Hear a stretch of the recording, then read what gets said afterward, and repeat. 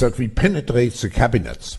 So yesterday I was at a reception for Prime Minister Trudeau, and I know that half of this cabinet, or even more half of this cabinet, are actually young global leaders of the world. Welcome to this session, Carbon Markets, a conversation with Bill Gates, Mark Carney, Annette Nazareth, and Bill Winters.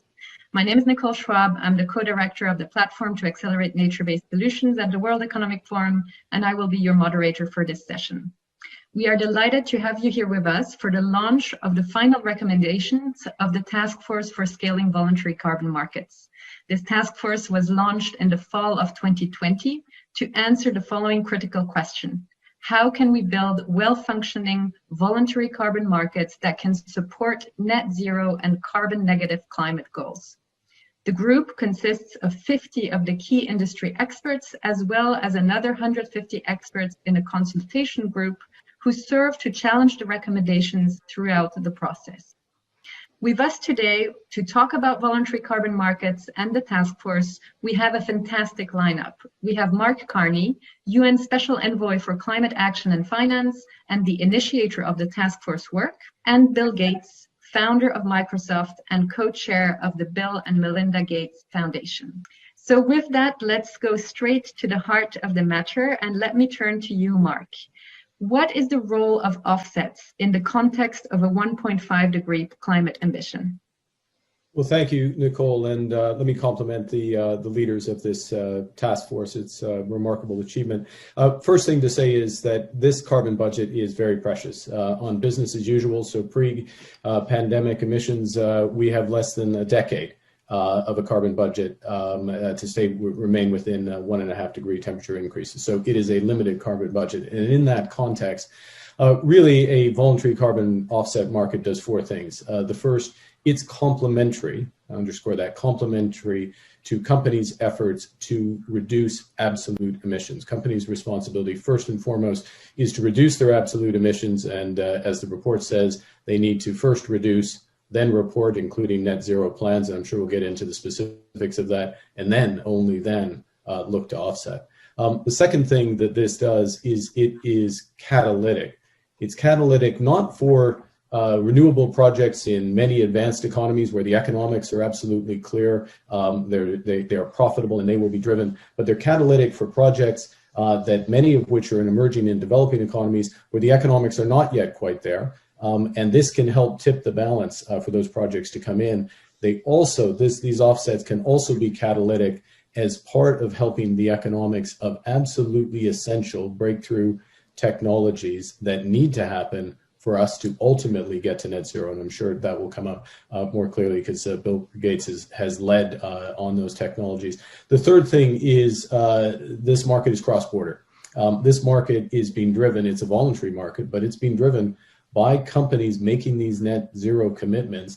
Most of those companies, the vast majority of those companies are in the G7 advanced economies, so-called advanced economies. They will be looking for high quality, high integrity offsets. And most of those offsets will come from emerging and developing economies. So this is a potentially huge cross-border flow. And then the last thing, and I'll hand back to you, Nicole, is that this market has the potential, again, properly structured, to have enormous co-benefits. Co-benefits for biodiversity, co-benefits for other SDGs, although rooted in a high integrity, highly credible, open, transparent carbon offset market. Let me now turn to you, Bill Gates, and you are also the founder of Breakthrough Energy. Bill Winters just mentioned technology, and we know that nature-based solutions are going to be a critical part of the solution to achieving net zero. But what else is needed? Well, I'd say the good news is that a lot of companies are taking carbon into account as they make decisions. They have, some per ton hurdle price. And they, are going to stay away from investments that, are generating carbon because of that price signal. The big step, the next step there is getting people to monetize those things and put that money into things that are provably have an impact. And a number of companies now are willing to do that. Now, some of these offsets are very complicated. Trees, for example, have a 40-year lifetime on average. So to match the carbon residency time, you'd have to replant 250 times. And trees generally grow where there's good soil and good water. And so the number of places where you can do those 250 plantings is very, very small. So, over time, the understanding and the quality of these efforts will go up. As I went to do offsets for myself personally, long-term offsets, the prices were about $400 a ton. That's very, very high.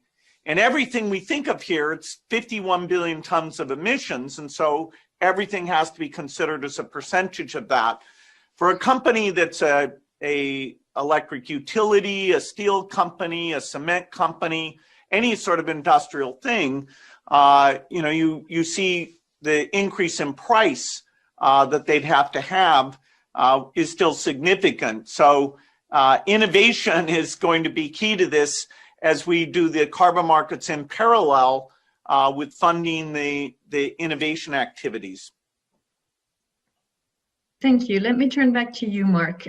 Some say that offset markets are just greenwashing and that it lets companies off the hook, allowing them to buy their way out of doing anything. What would you say to that? Well, I categorically reject it. And I think the part of this is putting companies on the hook. This process that Bill Winters referenced, we have 1,500 of the world's largest companies are now in a position where they're making these commitments.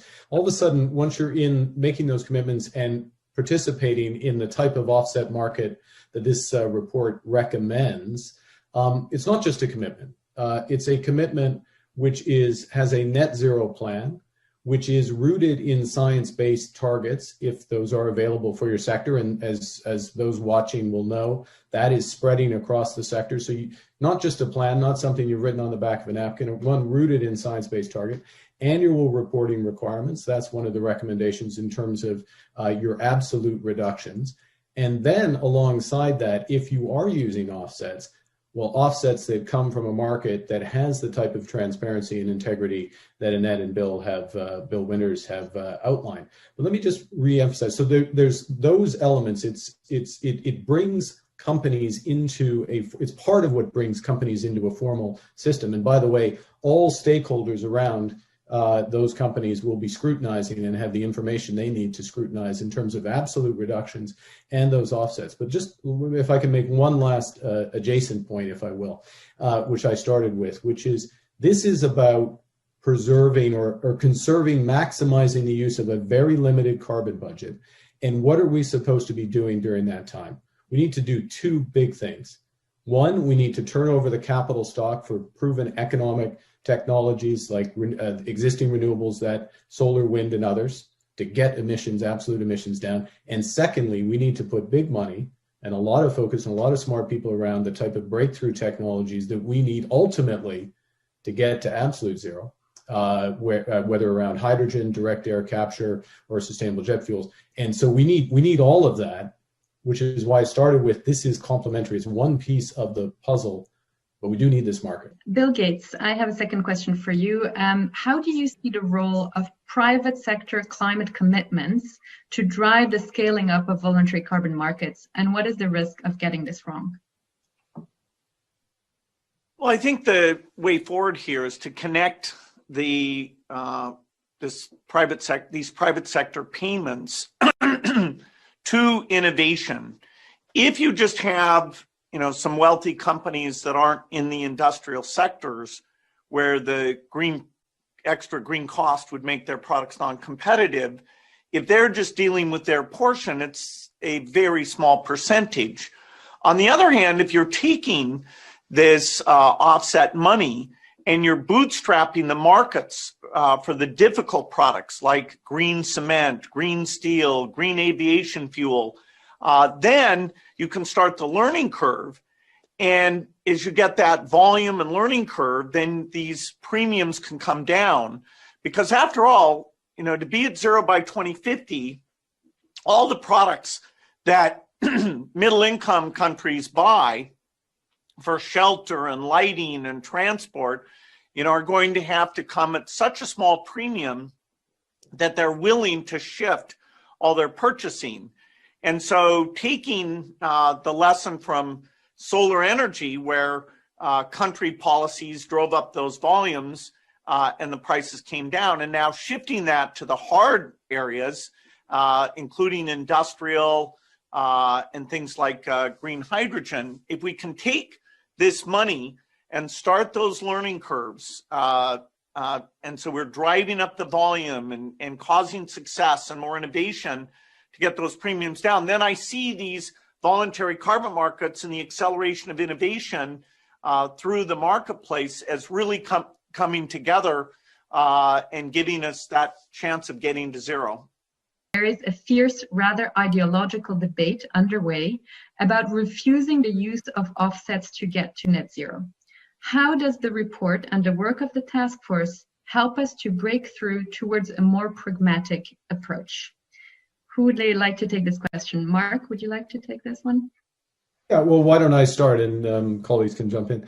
I think the first thing is something we were talking about earlier, which is, and I mean, obviously, having a legitimate market, a high integrity market where the offset is the offset, and things such as the point Bill Gates made about the role of reforestation over the life cycle of reforestation, and being absolutely clear about the transitory nature of that form of offset, subsequent. That's essential, and that gets clear. First point. Second point, differentiation when it's necessary in types of credits. So either on exchange traded or OTC credits. So it's clear what's being used, and the clarity that comes from being in company accounts. Because remember, ultimately, these offsets, and this is one of the core recommendations, not just of this task force, but of the overall COP finance process, is we want climate disclosure in companies' main accounts. So it has that level of integrity. And CEOs and CFOs don't sign off company accounts unless they know that it's real, either on the profit side or on the offset side. But then the process point, this will be my last one, but it's a critical one. And part of this will be finally nailed down with the governance body and the final terms of the market. But there's some leading sense here in terms of the principles in the report, which is, if you're going to be participating in this market as a buyer, you can't just show up and buy a few offsets and put them in your window and feel good about yourself. No, you actually have to have a comprehensive net zero plan. And by the way, there are 1,500 companies with net zero plans. Not all of those plans are comprehensive net zero plans, which would meet the standards of those markets today. This will help ensure that those are the case, and then that number increases. And then also, what other requirements will there be for those companies that would include the annual reporting on the plan, the mark-to-market, the relative contribution. So all of that is a way to enhance the legitimacy of this activity. My last point, though, was my first point, which, and Bill Winters said this, which is we're all looking for the same objective. We're all trying to get to net zero. We need to maximize our possibility of getting to net zero, our probability of getting to net zero. And this is part of the answer, only part of the answer, and it maximizes the ability to turn over the capital stock as quickly as possible and to make the kind of innovations that Bill Gates was talking about a moment ago. Last point, just to reemphasize, if I'm a company and I'm offsetting, I get to make a decision. How many of my offsets, do I just want to buy the cheapest high integrity offsets, or do I want to buy offsets that also have co-benefits, biodiversity, or co-benefits which are buying down the green premium in some of these key technologies? And I will know which type I bought, and I can disclose it, and people can rely on that. That's what this market can help create.